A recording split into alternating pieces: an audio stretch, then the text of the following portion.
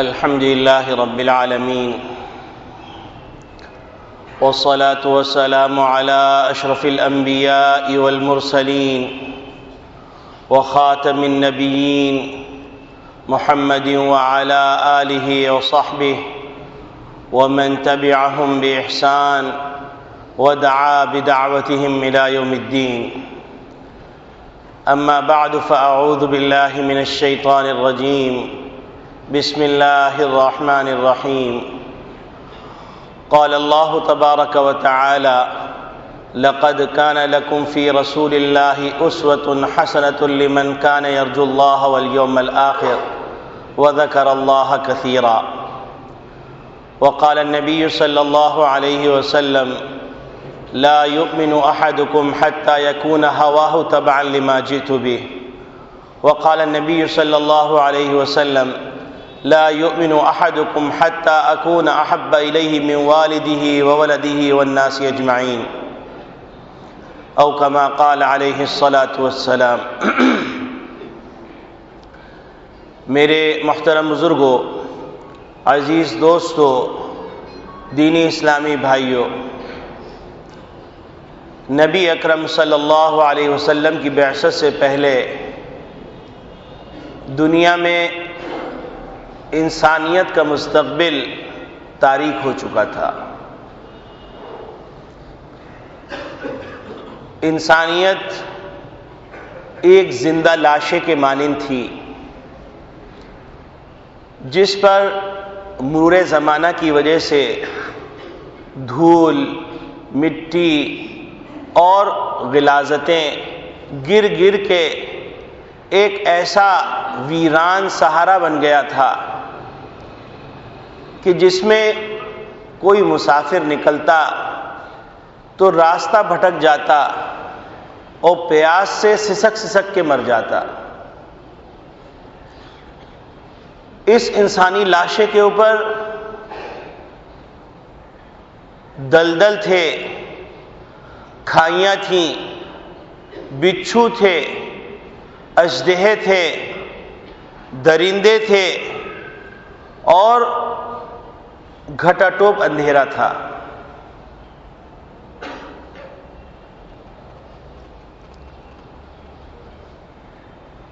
کہیں سے بھی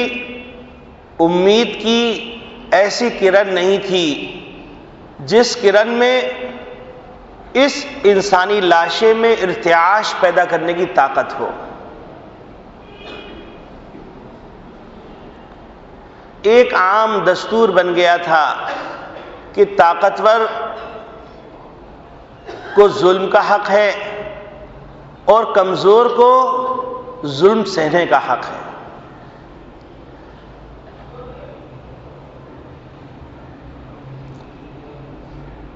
انسانیت پستی کی اس کھائی میں گر چکی تھی جس کھائی کا تصور ممکن نہیں تھا. عورت رسوا ترین چیز تھی. ماں کا تصور مقدس نہیں تھا.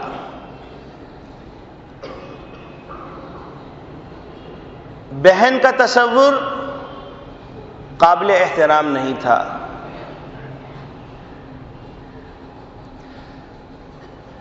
تعلیم جس سے اندھیریاں چھٹتی، اس تعلیم کا تصور برسا برس سے غائب ہو چکا تھا.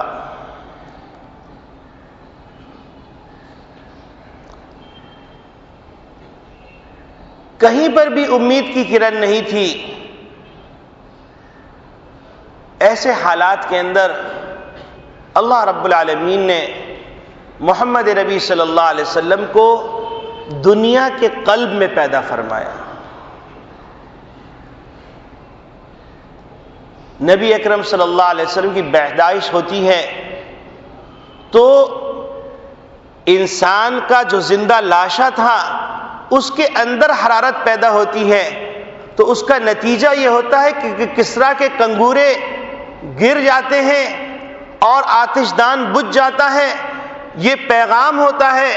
کہ انسان کا جو زندہ لاشا جس کے اندر کوئی ارتعاش نہیں تھا، اب اس کے اندر ارتعاش پیدا ہوا تو اس کے اوپر جتنے باطل نظام ہیں ان باطل نظاموں کے ایوانوں میں ارتعاش پیدا ہو جائے گا۔ یہی وجہ ہے کہ وہ آتش دان جو 1000 سال سے کبھی بجھا نہیں تھا وہ بجھ جاتا ہے۔ وہ کسرا جس کی نخوت اور جس کا غرور اپنی بلندیوں پہ تھا کہ اس بلندی سے زیادہ بلندی کی تصور نہیں کیا جا سکتا، اس کی بلندی کا کنگورا گر جاتا ہے۔ اور وہ بت جو کبھی کامیابی کے لیے سجدہ ریز کیے جانے کا مستحق تھا وہ سجدہ ریز ہو جاتا ہے، اور اس سے آواز آتی ہے ولید النبی المنتظر الذی یخاطبہ الحجر والشجر، اس نبی کی پیدائش ہو گئی جس نبی سے درخت پتھر بھی بات چیت کریں گے۔ اور بعثت سے پہلے نبی کریم صلی اللہ علیہ وسلم کی پیدائش سے پہلے ایسی چیزوں کا ظہور ہونا، اور پھر نبی کریم صلی اللہ علیہ وسلم کا خود دنیا میں تشریف لانے سے پہلے یتیم ہو جانا، لیکن ساتھ ساتھ محمد نبی صلی اللہ علیہ وسلم کے لیے یہ پیغام ملنا کہ یتیم نہیں در یتیم ہے، یکتا موتی۔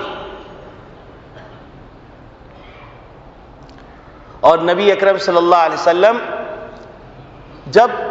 عرب کے دستور کے مطابق ہر ایک کے اوپر پیش کیے جاتے رہے تو ہر آدمی یہی سوچتا رہتا کہ اس کا حق الخدمت دینے والا کوئی نہیں، اس کی پرورش کر کے ہم کو کیا ملے گا۔ لیکن لوگوں کو پتہ نہیں تھا کہ یتیم نہیں در یتیم ہے، یہ وہ ذات مقدس ہے، وہ ذات مسعود ہے، وہ ولد سعید ہے کہ جس کے ہاتھ میں قیصر و کسریٰ کے تخت و تاج رکھنے جانے والے، ان کے خزانوں کی کنجیاں رکھے جانے والی، اس کا حق الخدمت دینے والا انسانوں میں نہیں لیکن ایک ایسی ذات ہے جو انسانوں کی گمان سے زیادہ حق الخدمت دیتا ہے۔ حضرت حلیمہ سعدیہ رضی اللہ تعالیٰ عنہا جب نبی اکرم صلی اللہ علیہ وسلم کے بارے میں فرماتی ہیں کہ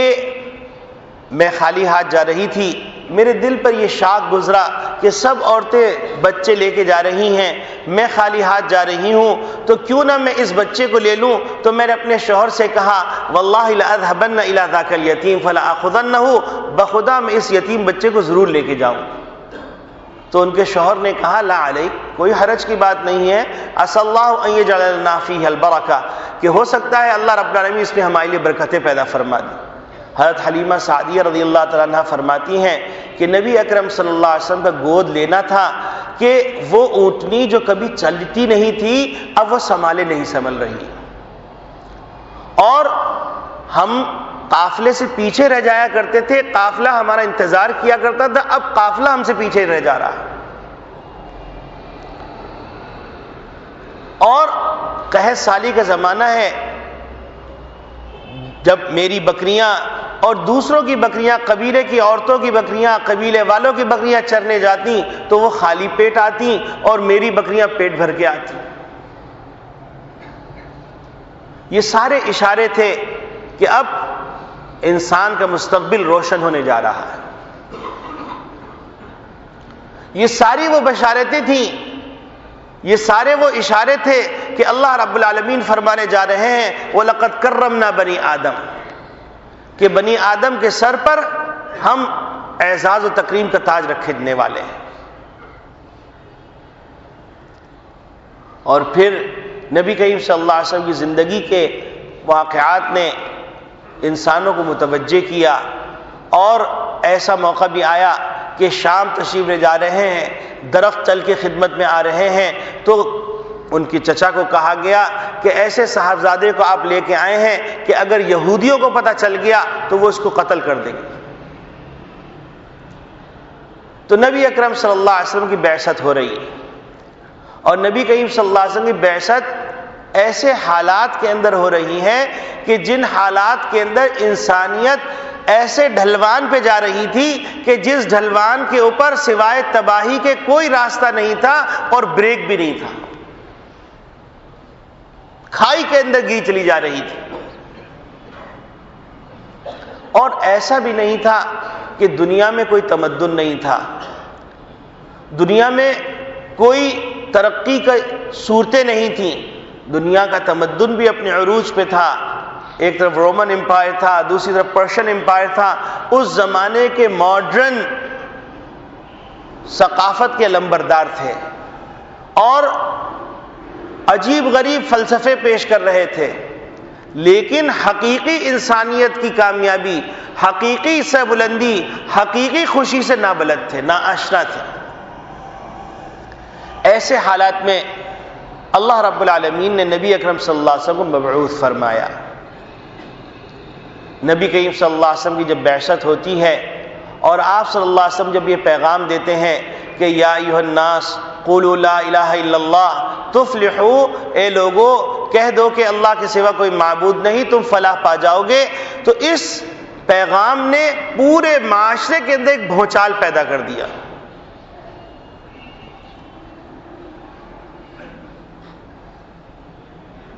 اور پھر ایک قلیل عرصے کے اندر دنیا کا نقشہ ایسا تبدیل ہوا کہ دنیا کے بڑے بڑے مورخین انگوش بدندہ رہ گئے، فرط حیرت میں پڑ گئے کہ اتنی قلیل عرصے کے اندر اتنا بڑا انقلاب کیسے آ گیا. آپ سوچئے مدینہ طیبہ کے اندر پہلی مردم شماری ہو رہی ہے 500 افراد ہیں، دوسری مردم شماری ہو رہی ہے 600 700 اور تیسری مردم شماری میں 1500 افراد، اور ان کو خطاب کر کے کہا جا رہا ہے کنتم خیر امۃ اخرجت للناس، تم بہترین امت ہو اور ساری انسانیت کو سبق دینے کے لیے، ساری انسانیت کو اچھائی کا درس دینے کے لیے، برائیوں سے روکنے کے لیے اور اللہ سے رشتہ جوڑنے کے لیے تم کو پیدا کیا گیا. یہ یاد رہنا چاہیے کہ یہ انسانی الفاظ نہیں ہیں، یہ انسانی پیغام نہیں ہے، یہ انسانی تعبیر نہیں ہے، یہ اللہ کا پیغام ہے، یہ اللہ کی تعبیر ہے، یہ اللہ کا فرمان ہے. اور قرآن کریم میں جن چیزوں کے بارے میں اللہ رب العالمین نے جیسا فرمایا ہے وہ قیامت تک کے لیے فرمایا. تو جس طریقے سے انسانیت دم توڑ رہی تھی اور اس وقت اس کلمہ لا الہ الا اللہ نے انقلاب برپا کیا، تو اسی طریقے سے آج جب انسانیت دم توڑ رہی ہے تو اس کے لیے بھی راستہ وہی ہے جو محمد ربی صلی اللہ علیہ وسلم لے کے آئے. اس کے علاوہ کوئی راستہ نہیں، اس کے علاوہ کوئی طریقہ نہیں، اس کے علاوہ کامیابی اور سربلندی اور اطمینان کا کوئی راستہ نہیں. اب یہاں پر ایک بہت بڑی غلط فہمی ہو جاتی ہے. وہ غلط فہمی کیا ہو جاتی ہے؟ وہ غلط فہمی یہ ہو جاتی ہے کہ انسان حقیقت ایمان اور صورت ایمان میں فرق نہیں کرتا. جب حقیقت ایمان اور صورت ایمان میں انسان فرق نہیں کرتا تو اس کے نتیجے کے اندر صورت ایمان کا جب ٹکراؤ حقیقت کفر سے ہوتا ہے تو حقیقت کفر کو غلبہ ملتا ہے، صورت ایمان کو ناکامی ہوتی ہے تو انسان نا امید ہو کے بیٹھ جاتا ہے. اور انسان یہ سمجھنے لگتا ہے کہ اب یہ اللہ رب العالمین نے جتنے وعدے فرمائے ہیں، جتنی بشارتیں سنائی ہیں، وہ ساری بشارتیں اس زمانے کے لیے تھی. اب کامیابی کے لیے وہی مغرب کا راستہ اختیار کرنا پڑے گا، وہی یورپ کے دستور کو اپنانا پڑے گا تو ہم کامیاب ہوں گے، ورنہ ناکام ہو جائیں گے. حالانکہ انسان کی کامیابی، انسان کی ناکامی اللہ رب العالمین نے قرآن کریم میں بیان فرما دی، اور بیان فرمانے کے بعد اللہ رب العالمین نے کامیابی کے جو اصول بیان کر دیے، انہی اصولوں پر جس طرح پہلی امت کو کامیابی ہو اس طرح آخری امت کو بھی کامیابی ہو، امت کے آخری فرد کو بھی اسی طرح کامیابی ملے گی. فرق یہ ہے کہ نبی کریم صلی اللہ علیہ وسلم کی محنت سے صحابہ کرام رضوان اللہ اجمعین میں حقیقت ایمان پیدا ہو گیا تھا، اور ہمارے اندر تذکرے صحابہ یا تذکرے نبی یا تذکرے سیرت طیبہ کے نتیجے کے اندر ہمارے اندر صورت ایمان پیدا ہو رہا ہے، حقیقت ایمان پیدا نہیں. تو اس کا نتیجہ یہ ہو رہا ہے کہ ہم رسم و رواج کے بندھنوں میں بن کر ہم اللہ سے وہ مدد مانگ رہے ہیں جو صحابہ نے بدر میں مانگی، جو صحابہ نے خندق میں مانگی، جو صحابہ نے یرموک میں مانگی، جو صحابہ نے زندگی کے مختلف موقعوں پہ مانگی. اور اس کا نتیجہ یہ ہو رہا ہے کہ حقیقت اور صورت کے فرق کو نہ سمجھنے کے نتیجے میں ہم صورتوں کو اپناتے چلے جا رہے ہیں اور اپنے اندر سے حقیقت ایمان کو نکالتے چلے جا رہے ہیں. اور حقیقت ایمان جو پیدا ہوگی وہ نبی کریم صلی اللہ علیہ وسلم کے اس فرمان کے مطابق پیدا ہوگی، ترکت فیکم امرین، میں تم میں دو چیزیں چھوڑے جا رہا ہوں، جب تک تم ان کو تھامے رکھو گے تم گمراہ نہیں ہوگے، کتاب اللہ و سنتی، ایک میری کتاب ہے، دوسری سنت. اب آپ دیکھیے صحابہ کرام رضوان اللہ اجمعین کی زندگی میں آپ کو کہیں پر بڑے بڑے جلوس نظر نہیں آئیں گے، کہیں عید میلاد النبی کی تقریبات نظر نہیں آئیں گی، کہیں جھنڈے، لائٹیں اور ڈھول تھاپ نظر نہیں آئے گی، کہیں لمبے لمبے جھبے، قبے اور بڑے بڑے عمامے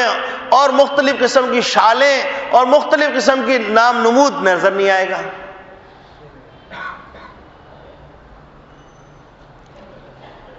اور آج کے زمانے میں آپ کو مظاہر بہت نظر آئیں گے، شاندار مسجدیں ہیں، چراغاں ہوا ہے، شاندار لباس ہیں، شاندار گاڑیاں ہیں، شاندار دینگیں تیار ہو رہی ہیں، خوب دھوڑ دھباڑا ہو رہا ہے، لیکن حقیقت ایمان کا دور سے تعلق نہیں. اور صحابہ کرام رضوان اللہ اجمعین میں حقیقت ایمان تھی، تو اس کا نتیجہ یہ تھا کہ صحابہ کرام رضوان اللہ اجمعین ذکر رسول کے زیادہ فکر رسول پہ کاربند تھے، کہ انہوں نے نبی کریم صلی اللہ علیہ وسلم کی فکر کو اوڑھ لیا تھا. تو اس کا نتیجہ یہ ہوا کہ مدینہ طیبہ میں نبی کریم صلی اللہ علیہ وسلم موجود ہیں، لیکن صحابہ کا لشکر پوری دنیا میں پھیل گیا ہے.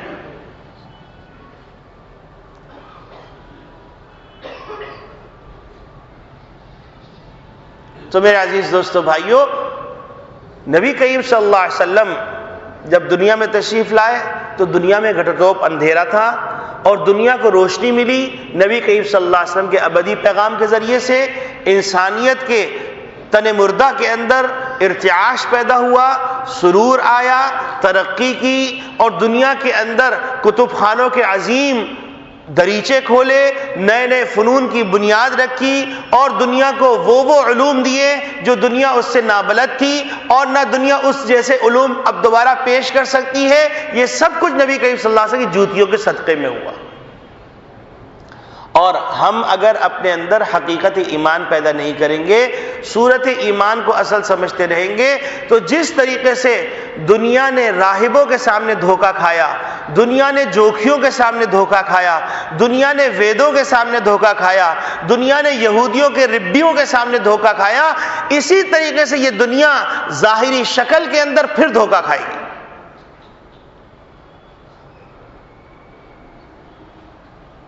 اگر آپ راہبوں کو دیکھیے تو آپ ان سے زیادہ مقدس ہستی نہیں دیکھیں گے، لیکن اندر جھانکیے تو ان سے زیادہ گھناؤنا کردار نہیں دیکھیں گے. آپ سادھو جوگیوں کو دیکھیے تو ان سے زیادہ آپ کو بظاہر مقدس نظر نہیں آئے گا، لیکن اندر جھانک کے دیکھیے تو ان سے زیادہ بدنما انسانیت کی شکل میں درندہ نظر نہیں آئے گا. یہی وجہ ہے کہ قرآن کریم میں یہ آیت آج بھی چمک رہی ہے اور پورے آب و تاب کے ساتھ چمک رہی ہے کہ یا ایھا الذین آمنوا آمنو، اے ایمان والو، یعنی وہ لوگ جنہوں نے اپنی شکل ایمان والوں بنا لی ہے، آمنو، اپنے اندر حقیقت ایمان بھی پیدا کر لو. جب حقیقت ایمان پیدا ہو جائے گی تو پھر ظاہری نمائش اور نمود کی ضرورت نہیں رہے گی. اب آپ دیکھیے کہ حقیقت اور صورت کا کتنا زبردست تعلق ہوتا ہے. ایک چھوٹا سا بچہ ہے، اس کے اندر روح موجود ہے، حقیقت انسان موجود ہے. دوسری طرف ایک بہت بڑا شیر ہے، وہ مر چکا ہے، اس کے اندر سے غلاظت نکال کر اس میں بھوسا بھر دیا گیا ہے، اور اس کی آنکھوں کے اندر لائٹ لگا دی گئی ہے اور اس کو میوزیم میں رکھ دیا گیا ہے اور وہ ایسے جیسے جست لگا رہا ہے۔ اب ایک طرف آپ دیکھیں صورت شیر ہے اور دوسری طرف حقیقت بچہ ہے۔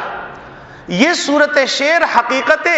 بچہ سے جب ٹکرائے گا تو آپ دیکھیں گے شیر کی جو صورت ہے وہ ڈھیر ہو جائے گی اور حقیقت بچہ غالب آ جائے گا، کیونکہ جب صورت اور حقیقت کا آپس میں ٹکراؤ ہوتا ہے تو حقیقت کو غلبہ ہوتا ہے، صورت مغلوب ہو جاتی ہے۔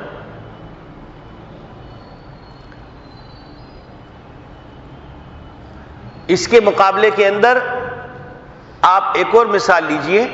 مثال کے طور پر مال کی ایک اپنی حقیقت ہے، عہدے کی اپنی ایک حقیقت ہے،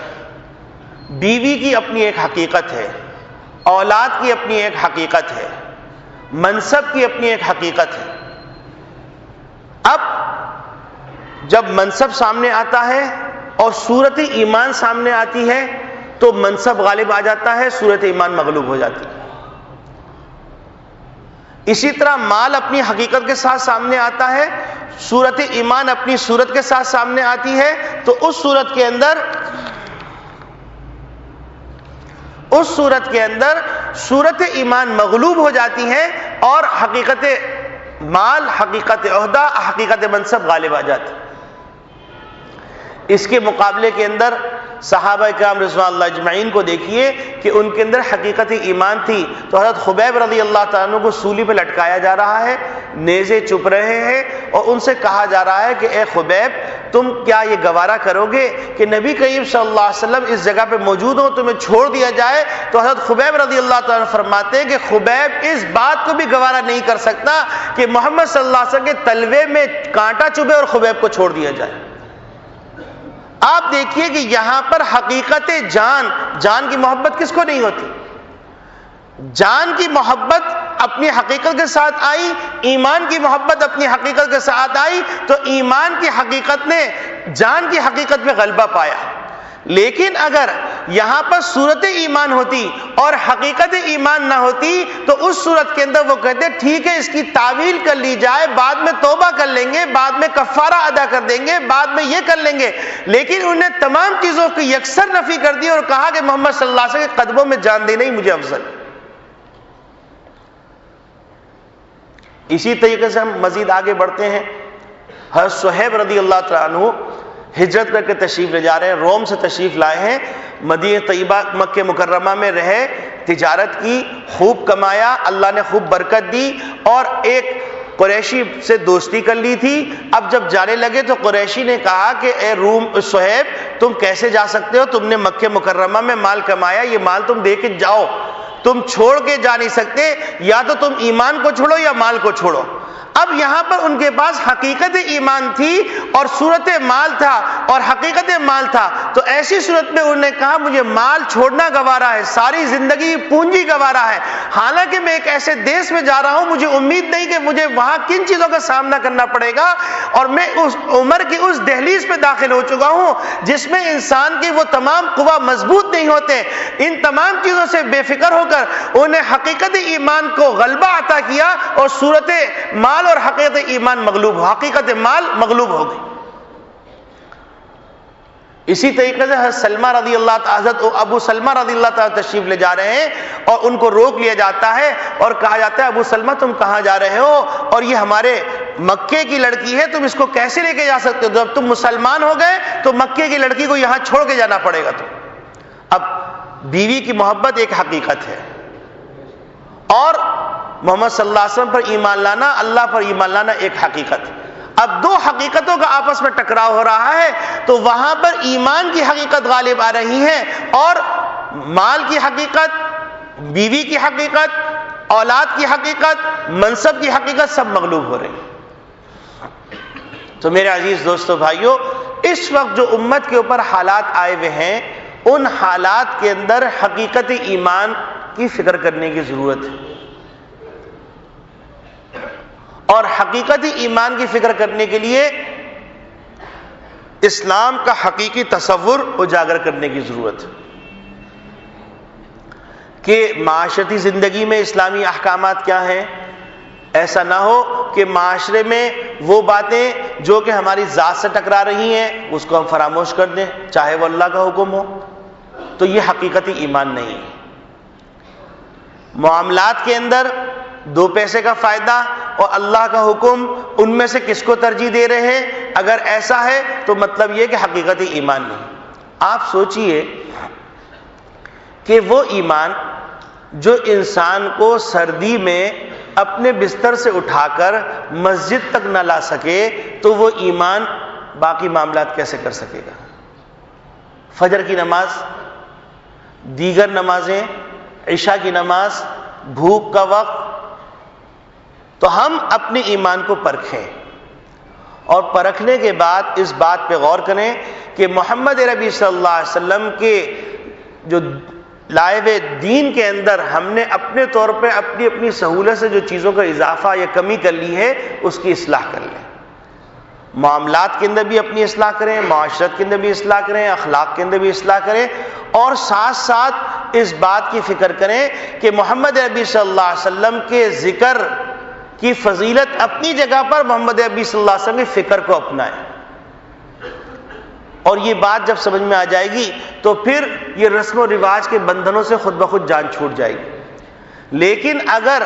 ہم کو گانا بھی گانا ہے، ہمیں باجے بھی بجانے ہیں، ہم کو شادی بیاہ میں عیاشی بھی کرنی ہے، اللہ کی نافرمانی بھی کرنی ہے، صرف 12 ربیع الاول پر کچھ دیگیں بانٹ دیں، کچھ جو ہے چندہ دے دیں، کچھ لائٹیں لگا دیں، اس کے بعد ہم اپنے آپ کو بری ذمہ کر لیں، تو پھر ذرا سا ہم جھانک کے دیکھیں کہ کہیں ایسا تو نہیں کہ جس طریقے سے سنیچر میں ایک عبادت ہوتی ہے یا سال میں ایک دن کرسمس کا منایا جاتا ہے یا کوئی اور مقدس دن منایا جاتا ہے، کہیں ہم آہستہ آہستہ اس طرف تو نہیں جا رہے۔ اور پھر حیرت کی بات، افسوس کی بات یہ ہے کہ پہلے زمانے میں تو ایسا ہوتا تھا کہ جب کوئی مقدس معاملہ ہوتا یا کوئی ثواب کی ضرورت ہوتی تو قرآن کریم کی تلاوت ہو جاتی۔ اب تو عیسائیوں کی طرح باقاعدہ چراغ جلائے جاتے ہیں۔ عجیب غریب حیران کن بات ہے، کوئی مر گیا اس کے نام کے آگے سارے چراغ لگا دیے گئے، کوئی مقدس دن آیا 12 چراغ جلا لیے۔ اب مجھے بتلائیے کہ اس چراغ سے کیا فائدہ پہنچ رہا ہے؟ اور پھر گرین چراغ، گرین فلاں، یہ سب باتیں وہ ہیں جو کہ حقیقت ایمان سے اس کا تعلق نہیں ہے۔ اس بات پر ہم ٹھنڈے دل سے سوچیں، اور لقد کان لکم فی رسول اللہ اسوۃ حسنہ کا جو اگلا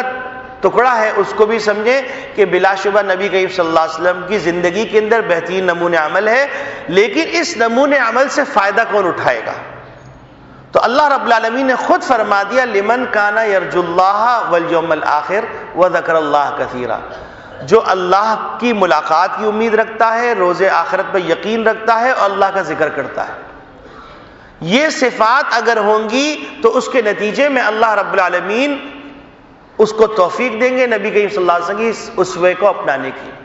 اور اگر یہ صفات نہیں ہوں گی تو نبی کریم صلی اللہ علیہ وسلم کا تذکرہ تو ہوگا، لیکن نبی کریم صلی اللہ علیہ وسلم کے تذکرے کے ساتھ نبی کریم صلی اللہ علیہ وسلم کے اسوے کو اپنانے کی فکر نہیں ہو۔